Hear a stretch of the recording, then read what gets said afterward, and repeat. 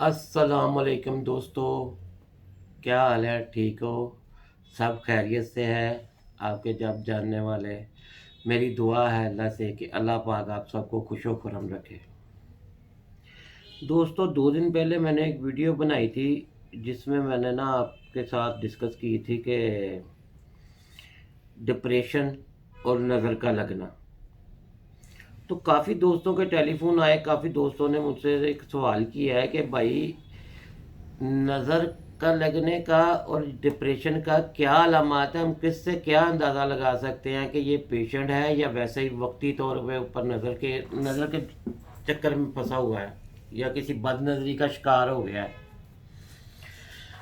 हाँ, तो मैंने ज़रूरी समझा कि आप सब दोस्तों को इसके बारे में आगाह कर दिया जाए और इसकी अलामात के बारे में आपके साथ डिस्कस की जाए, आपको बताया जाए कि नज़र और इसमें फ़र्क क्या है। बदनज़री का असल जो चक्कर होता है ना, वो यही होता है कि आज आपको सुस्ती पड़ गई या एक दिन या ज़्यादा से ज़्यादा 24 से 48 घंटे उसमें आप स्टेबल हो जाते हो। बस इससे ज़्यादा कुछ नहीं होता। इसकी अलामात जो है ना डिप्रेशन की, इसकी 10 से 11 किस्म की अलामात हैं। जब ये शुरू होता है और इसका एंड, इन दोनों में इसके दौरान एंड का मकसद ये है कि एंड के जाके ये बीमारी बन जाती है जिसे आम हालात में शरोफीनिया कहा जाता है। वो तो बहुत कम लोग हैं कि जिनको वो वहाँ तक पहुँचते हैं। किसी को आधे रास्ते में समझ आ जाती है, वो डॉक्टर से रब्ता कर लेता है। मेरे साथ जिन लोगों ने भी रब्ता किया उनको फ़र्दन फ़र्दन तो मैंने बता दिया इसकी अलामात, लेकिन मैंने ये समझा कि मेरे तमाम ऑडियंस जो हैं, तमाम दोस्त देखने वाले सॉरी, उनको भी ये ना पता होना चाहिए कि इसकी अलामात क्या है। उम्र के लिहाज से इसकी अलामात मुख्तलिफ हो सकती हैं। सबसे पहले जो 15 से 25 साल की एज के दरमियान वाले हैं ना, उनमें आपको नज़र आएगा सबसे पहले वो खामोशी के चक्कर, खामोशी से बैठ जाएंगे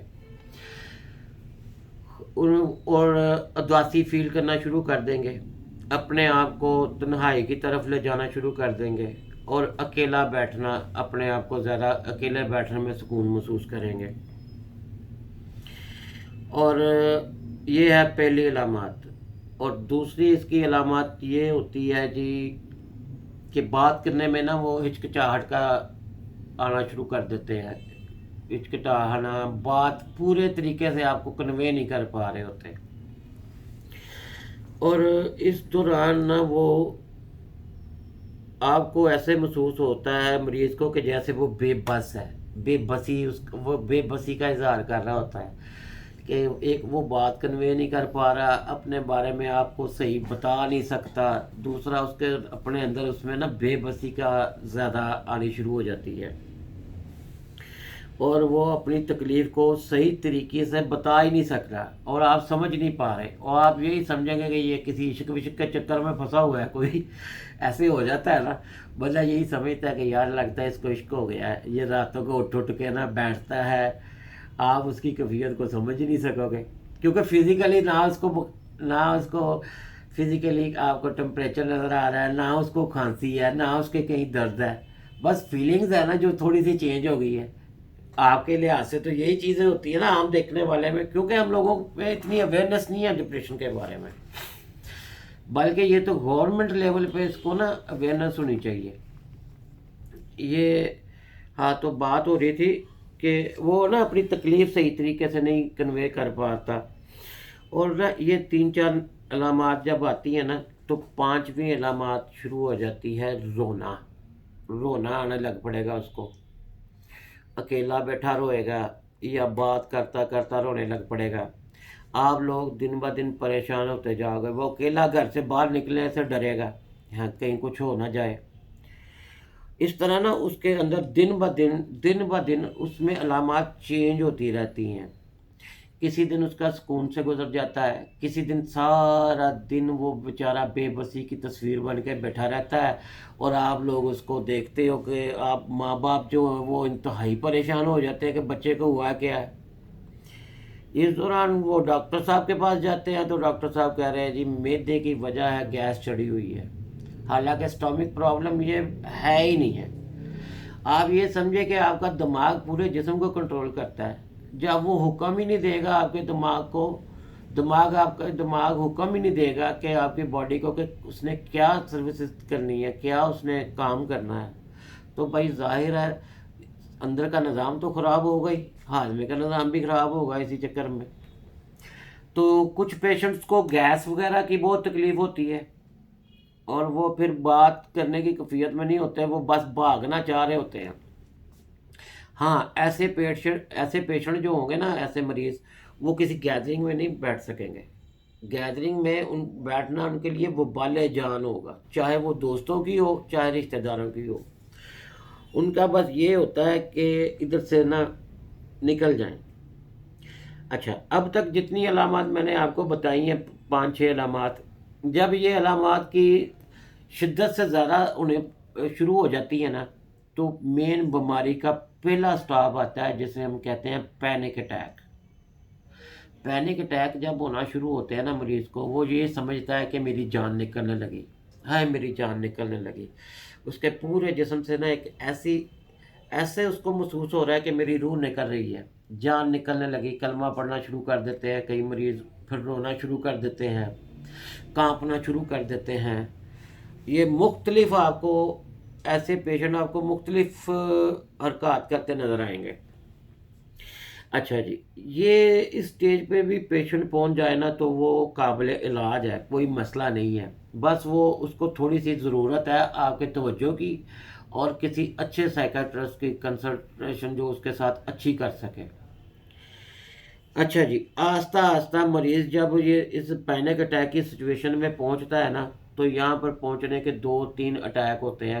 ایک ہو گیا یہ موت کا خوف، ایک ہو گیا ہر چیز فنا ہونے کا خوف، اور ایک خوف ہوتا ہے اس کے مالی حالات ڈسٹربنگ ہو جائیں گے، خود ہی بیٹھا حساب لگاتا رہتا ہے کہ صبح اگر میرے پاس یہ نہ ہوا تو میں کیا کروں گا۔ یہ 3-4 قسم کے اٹیک، کسی بھی ان 4-5 قسموں میں نا کسی بھی قسم کا وہ حرکتیں کر سکتا ہے پیشنٹ۔ اچھا، یہ حرکتیں جب کرتا ہے نا، یہ آپ یہ سمجھیں کہ پیشنٹ انتہائی سٹیج پہ پہنچ چکا ہے، اور یہاں پر اس کو بہت جلد کسی ڈاکٹر کی ضرورت ہے، نہ کہ کسی دم کی، نہ کہ کسی تعویذ کی، اور آپ کو چاہیے آپ کسی اچھے ڈاکٹر سائیکیٹرسٹ سے رابطہ کریں اور فوراً اپنے پیشنٹ اپنے بچے کو دکھائے، اور تاکہ اس کی زندگی بچائی جا سکے، کیونکہ اس کے بعد کی جو سٹیجز ہیں نا وہ بڑی خطرناک ہیں۔ وہ اگر مایوسی کی طرف چلا گیا تو سوسائڈ اٹیمپٹ کر سکتا ہے، اگر وہ اسی طریقے سے جیتا رہا تو وہ اپنے آپ کے ساتھ کوئی ظلم کر بیٹھے گا کہ میں اپنے آپ کو نقصان دے گا، کیونکہ اس کی زندگی میں رنگینی تو ختم ہو گئی، اداس سے بڑی اور خوف سے بھری زندگی کون جینا چاہے گا۔ تو میرے بھائی، یہ تھی کچھ علامات، کچھ باتیں جو میں نے اپنے آڈینس کے ساتھ شیئر کی ہیں۔ میری ان باتوں کی وجہ سے کوئی ایک پیشنٹ بھی کسی کی زندگی کی طرف آ گیا نا، تو مجھے اپنی محنت کا مل جائے گا، معاوضہ مل گیا، سمجھے، مجھے میری یہ بات کرنے کا معاوضہ مل گیا، کوئی ایک پیشنٹ۔ ہاں، باتوں میں بتانا بھول گیا، ایک لودھرا سے کسی محمد عرفان نامی پیشنٹ ہے، اس نے مجھ سے رابطہ کیا تھا، تو میں حیران تھا کہ وہ کسی ڈاکٹر کو بھی چیک کرانے کی حیثیت نہیں رکھتا تھا۔ تو اس کے لیے میں نے ایک ڈاکٹر سے، لاہور میں ڈاکٹر، ان سے کنسلٹ کیا، ان کے سارا جو انہوں نے مجھ سے ڈسکس کیا میں نے ڈاکٹر سے ڈسکس کیا، ڈاکٹر صاحب نے اس کو میڈیسن دی، وہ اس کو اللہ کے فضل سے اس کو پہنچ گئی ہیں انشاءاللہ تعالی۔ اب وہ کھائے گا، جب وہ صحیح ہوگا تو انشاءاللہ تعالی میں اس کی اپنے تمام آڈینس کو اس کی نا جو بھی اس کے باتیں سناؤں گا، اس سے باتیں کروں گا، پھر آپ کو بتاؤں گا۔ اور بھائی جان، اللہ پاک آپ سب کا حامی و ناصر ہو، اللہ پاک آپ سب کو خوش رکھے، اپنے گرد و نواح اور محلے داروں کا خیال رکھیں، ایک دوسرے کے کام آئے، یہی زندگی ہے۔